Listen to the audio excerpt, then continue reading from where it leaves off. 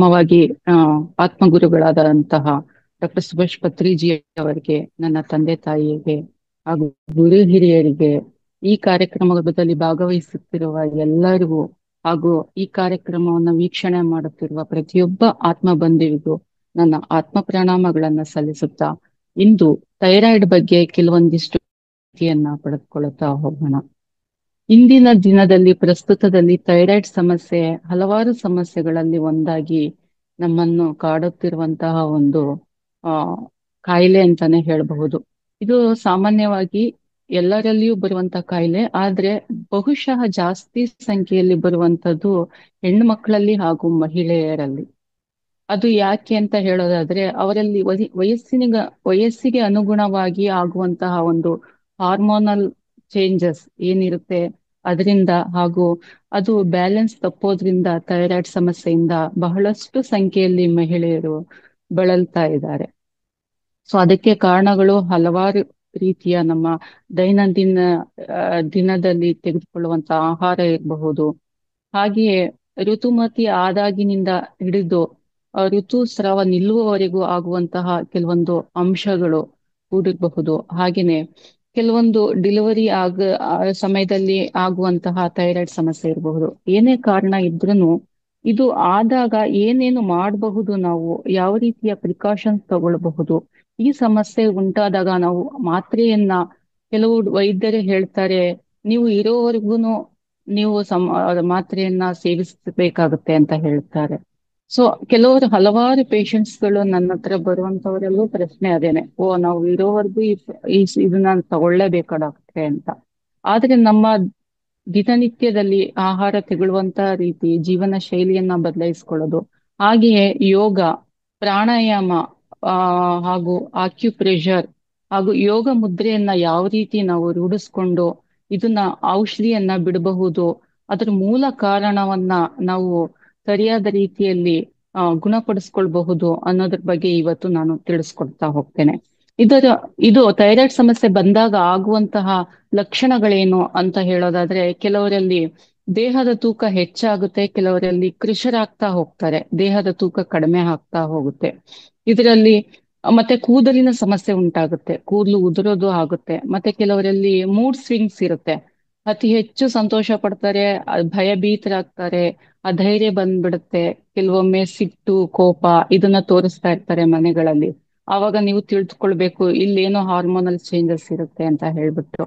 ಹಾಗೇನೆ ತುಂಬಾ ಸುಸ್ತಾಗ್ತಾ ಇರ್ತಾರೆ, ಬಳಲಿಕೆ ಜಾಸ್ತಿ ಇರುತ್ತೆ. ಕೆಲವರು ಏನು ತಿನ್ನೋದೇ ಇಲ್ಲ, ಸರಿಯಾಗಿ ಊಟ ಮಾಡೋದಿಲ್ಲ, ದೇಹ ತೂಕ ಜಾಸ್ತಿ ಆಗ್ತಾ ಹೋಗ್ತಾ ಇರುತ್ತೆ. ಹಾಗೇನೆ ಅತಿಯಾಗಿ ಬೆವರ್ತಾ ಇರ್ತಾರೆ, ಮತ್ತೆ ಅನಿಮಿಯಾ ಇರುತ್ತೆ, ಅನಿಮಿಯಾ ರಕ್ತಹೀನತೆ ಆಗುವಂತದ್ದು ಕೂಡ ಇರುತ್ತೆ. ಸೊ ಈ ಸಮಸ್ಯೆಗಳಿದ್ದಾಗ ನಾವೇನ್ ಮಾಡ್ಬೇಕು? ಇದು ಎರಡು ರೀತಿಯ ಥೈರಾಯ್ಡ್ ಸಮಸ್ಯೆ ಇರುತ್ತೆ, ಒಂದು ಹೈಪೋಥೈರಾಯ್ಡಿಸಮ್ ಅಂತ, ಇನ್ನೊಂದು ಹೈಪರ್ ಥೈರಾಯ್ಡಿಸಮ್ ಅಂತ.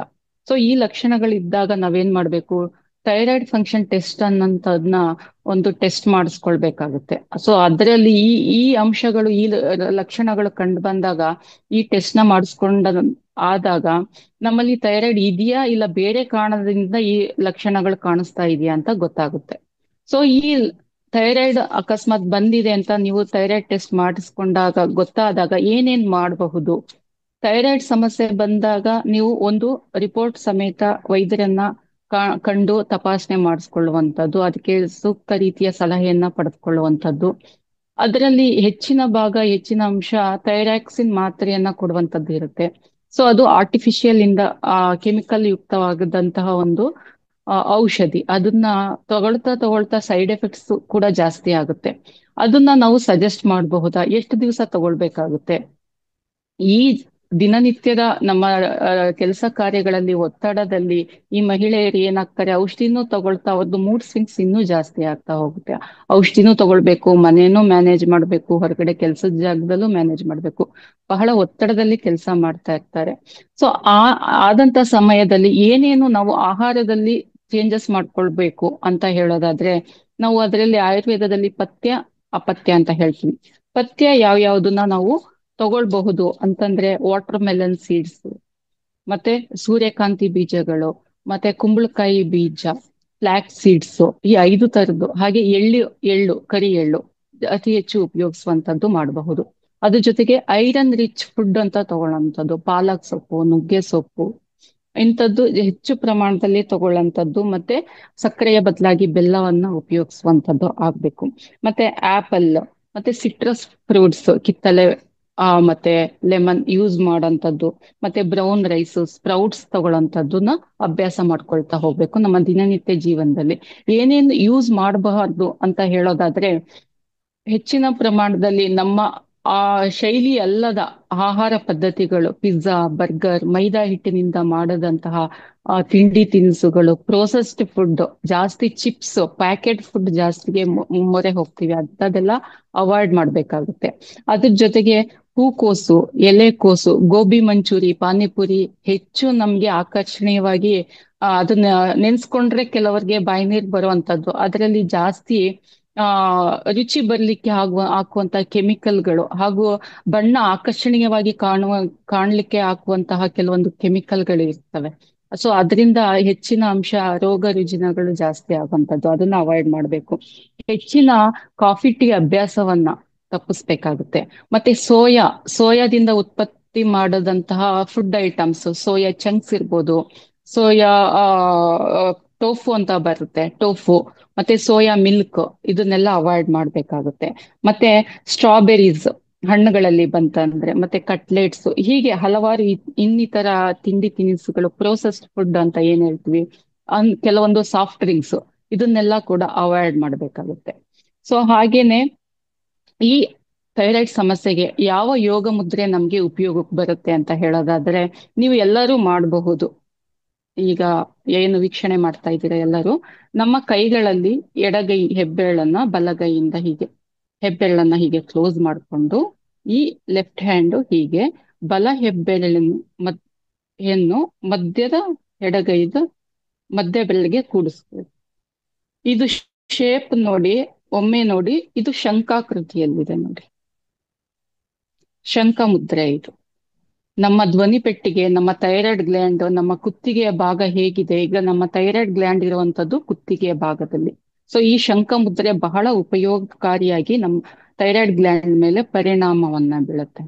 ನಾವು ಪ್ರತಿದಿನ ಬೆಳಿಗ್ಗೆ ಸಾಧ್ಯವಿಲ್ಲದಿದ್ದರೆ ಸಾಯಂಕಾಲ ಸಮಯದಲ್ಲಿ ಸುಖಾಸನ ಅಥವಾ ಪದ್ಮಾಸನದಲ್ಲಿ ಕುಳಿತುಕೊಂಡು ಈ ಶಂಕ ಮುದ್ರೆಯನ್ನು ಮಾಡಿ, ನಾವು ಎದೆಯ ಭಾಗ ಇಲ್ಲಾಂದ್ರೆ ಕುತ್ತಿಗೆಯ ಭಾಗದಲ್ಲಿ ಇಟ್ಕೊಂಡು ಕಣ್ಣುಗಳನ್ನು ಮೃದುವಾಗಿ ಮುಚ್ಚಿ ದೀರ್ಘ ಶ್ವಾಸ ಅಥವಾ ಸಹಜ ಶ್ವಾಸವನ್ನ ಮಾಡಿ ಆ ಪ್ರತಿದಿನ 30 ನಿಮಿಷಗಳ ಕಾಲ ಈ ಯೋಗ ಮುದ್ರೆಯನ್ನು ಅಭ್ಯಾಸ ಮಾಡ್ತಾ ಬಂದ್ರೆ ಖಂಡಿತವಾಗಿಯೂ ಬುಡ ಸಮೇತ ಥೈರಾಯ್ಡ್ ಸಮಸ್ಯೆಯನ್ನ ಹೋಗಲಾಡಿಸಬಹುದು. ಇದು ಶಂಕ ಮುದ್ರೆ. ಓಕೆ.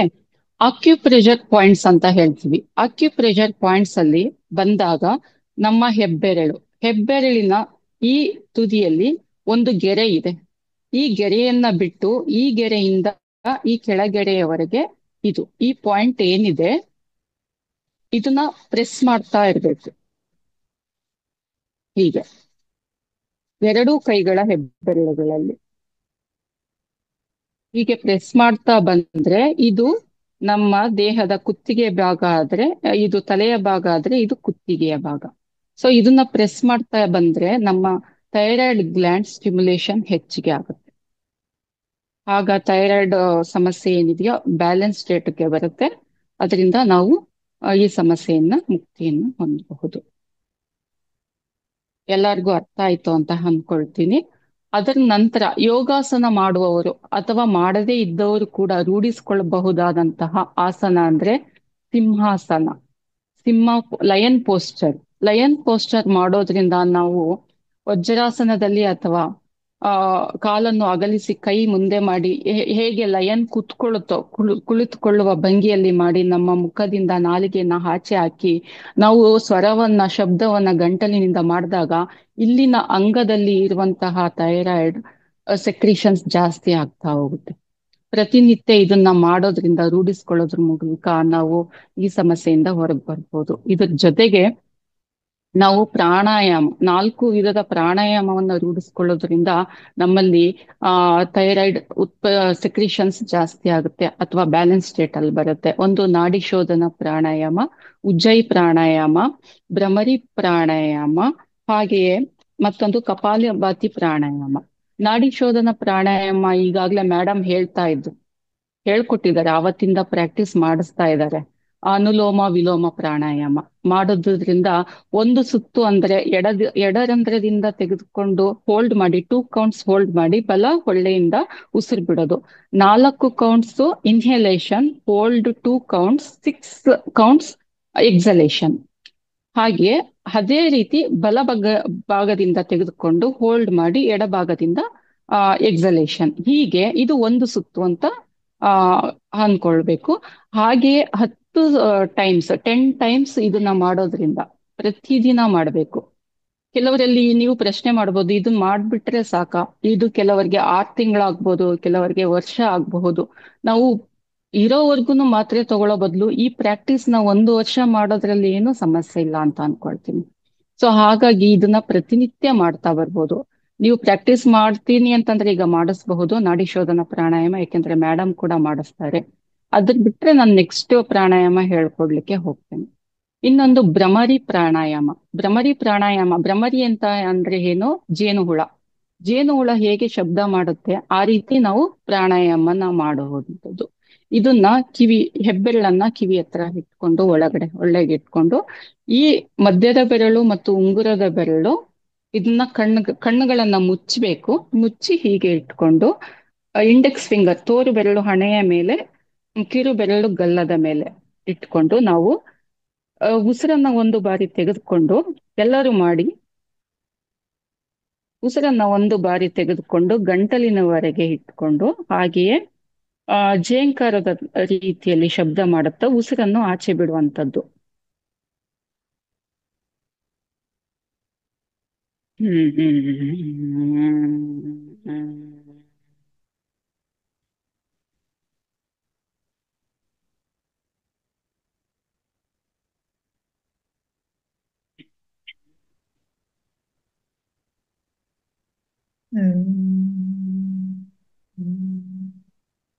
Yes. ಹೀಗೆ 2 ನಿಮಿಷಗಳ ಕಾಲ ಪ್ರತಿನಿತ್ಯ ಮಾಡಬೇಕಾಗುತ್ತೆ. ಆಮೇಲೆ ಕಪಾಲಭಾತಿ ಒಮ್ಮೆ ಉಸಿರನ್ನ ತೆಗೆದುಕೊಂಡು ಫೋರ್ಸ್ಫುಲಿ ಎಕ್ಸಲೇಷನ್, ಕಣ್ಣನ್ನ ಮುಚ್ಚಿ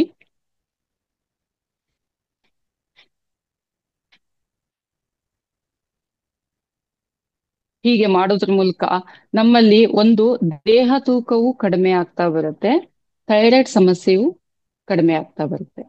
ಇದೊಂದು ಮಾಡುವಂಥದ್ದು. ಅದರ ನಂತರ ಉಜ್ಜಯಿ ಪ್ರಾಣಾಯಾಮ ಮಾಡೋದ್ರ ಮೂಲಕ ನಮ್ಮಲ್ಲಿ ಗಂಟಲಿನಲ್ಲಿ ಉಂಟಾದಂತಹ ಸಮಸ್ಯೆಗಳು ಏನೇ ಇದ್ರು, ಥೈರಾಯ್ಡ್ ಅಲ್ದೇನೆ ಬೇರೆ ತರದ ಸಮಸ್ಯೆಗಳಿದ್ರು, ಧ್ವನಿ ಪೆಟ್ಟಿಗೆಯಲ್ಲಿ ಸಮಸ್ಯೆಗಳಿದ್ರು ಅದನ್ನ ಸರಿದೂಗಿಸ್ಕೊಳ್ಬಹುದು. ಉಜ್ಜಯಿ ಪ್ರಾಣಾಯಾಮ ಮಾಡೋದು ಹೇಗೆ ಅಂತ ಹೇಳಿದ್ರೆ, ಒಂದು ಕೈಯಲ್ಲಿ ಚಿನ್ಮುದ್ರೆಯನ್ನ ಇಟ್ಕೊಳ್ಳಿ, ಮತ್ತೆ ಮತ್ತೊಂದು ಕೈಯಲ್ಲಿ ಎರಡು ಕೈಯಲ್ಲಿ ಚಿನ್ಮುದ್ರೆಯನ್ನ ಇಟ್ಕೊಳ್ಳಿ. ಒಂದು ಇನ್ಹಲೇಷನ್ ಆಗ್ಬೇಕು, ದೀರ್ಘವಾಗಿ ಒಂದು ಶ್ವಾಸವನ್ನ ತೆಗೆದುಕೊಂಡು ನಮ್ಮ ತಲೆಯ ಭಾಗ, ಈ ಚಿನ್ ಭಾಗ ಕತ್ತಿಗೆ ಹೀಗೆ ಹೋಗ್ಬೇಕು. 10 ಕೌಂಟ್ಸ್ ಅಷ್ಟು ಹೋಲ್ಡ್ ಮಾಡಬೇಕು, ಉಸಿರನ್ನ ಬಿಡಬಾರ್ದು. ನಿಧಾನವಾಗಿ ಕತ್ತನ್ನ ಮೇಲೆ ತೆಗೆದುಕೊಂಡು ಬಲ ಹೊಳ್ಳೆಯನ್ನ ಮುಚ್ಚಿ ತೆಗೆದುಕೊಂಡಂತ ಉಸಿರನ್ನ ಎಡ ಹೊಳ್ಳೆಯಿಂದ ನಿಧಾನವಾಗಿ ಬಿಡಬೇಕು.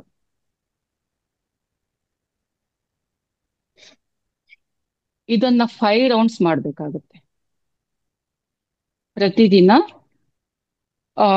ಉಜ್ಜಯಿ ಪ್ರಾಣಾಯಾಮ 5 ರೌಂಡ್ಸ್ ಮಾಡ್ಬೇಕಾಗುತ್ತೆ. ಹೀಗೆ ನಾವು ಇಷ್ಟು 4 ರೀತಿಯ ಪ್ರಾಣಾಯಾಮ ಇರಬಹುದು, ಯೋಗ ಮುದ್ರೆ ಇರಬಹುದು, ಅಕ್ಯುಪ್ರೆಷರ್, ಮತ್ತೆ ಯೋಗಾಸನ, ನಮ್ಮ ದಿನನಿತ್ಯದಲ್ಲಿ ತೆಗೆದುಕೊಳ್ಳುವಂತ ಆಹಾರ, ವಿಧಿವಿಧಾನಗಳು, ಜೀವನ ಶೈಲಿ, ಇದಿಷ್ಟನ್ನು ನಿಯಮಿತವಾಗಿ ಮಾಡ್ಕೊಳ್ತಾ ಬಂದ್ರೆ ನಮ್ಮಲ್ಲಿರೋ ಒತ್ತಡ ಕಡಿಮೆ ಆಗುತ್ತೆ, ಈ ಥೈರಾಯ್ಡ್ ಸಮಸ್ಯೆ ಕಡಿಮೆ ಆಗುತ್ತೆ, ಹಾಗೂ ಒತ್ತಡ ಏನಿದೆ ಮಾನಸಿಕ ಒತ್ತಡವೂ ಕಡಿಮೆ ಆಗುತ್ತೆ, ದೇಹ ತೂಕ ಕಡಿಮೆ ಆಗುತ್ತೆ. ಹೀಗೆ ಹಲವಾರು ಸಮಸ್ಯೆಗಳಿಂದ ನಾವು ಮುಕ್ತಿಯನ್ನ ಪಡೆಯಬಹುದು. ಇದಿಷ್ಟು ಇವತ್ತಿನ ಮಾಹಿತಿಗಳು. ಇಷ್ಟು ಹೇಳಲು ಅವಕಾಶ ಕೊಟ್ಟಂತಹ ಮಾವತ ಫೌಂಡೇಶನ್ಗೆ ನನ್ನ ಕೃತಜ್ಞತೆಯನ್ನು ಸಲ್ಲಿಸುತ್ತಾ ಎಲ್ಲರಿಗೂ ಧನ್ಯವಾದಗಳು.